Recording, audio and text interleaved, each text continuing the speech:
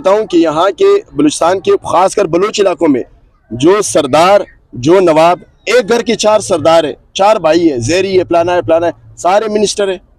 यार इन बलोचों पे तो आप तरस खाएं। आप लोग पीने का पानी नहीं है। क्यों नहीं खड़े होते इलेक्शंस में? आप लोग खुद क्यों नहीं आते? जब यानी कि आपके पास यानी कि पढ़े लिखे नौजवानों का एक तबका मौजूद है, आप खुद इस पार्लियामेंट में आके क्यों नहीं बैठते? जनाब खुद तो आप देख रहे हैं कि इस मुल्क में जो भी सच बोलेगा, जो भी इनके हकूक की बात करेगा, यहाँ पे है, आप अदालत की वो लाइव कवरेज देख रहे हैं।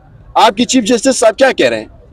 वो कोई क्वेश्चन इस तरह पूछ रहे हैं, मतलब वो एक मुतासिब होते हुए कोई क्वेश्चन पूछ रहे हैं। यहाँ पे किसी अदालत मतलब है कि ये बलूचिस्तान से आके हजारों मील आके यहाँ पे धरना दे रहे हैं। आप में मनवाजी और अदल और इंसाफ और जस्टिस की बजाय इन पे तशद्दुद कर रहे हैं।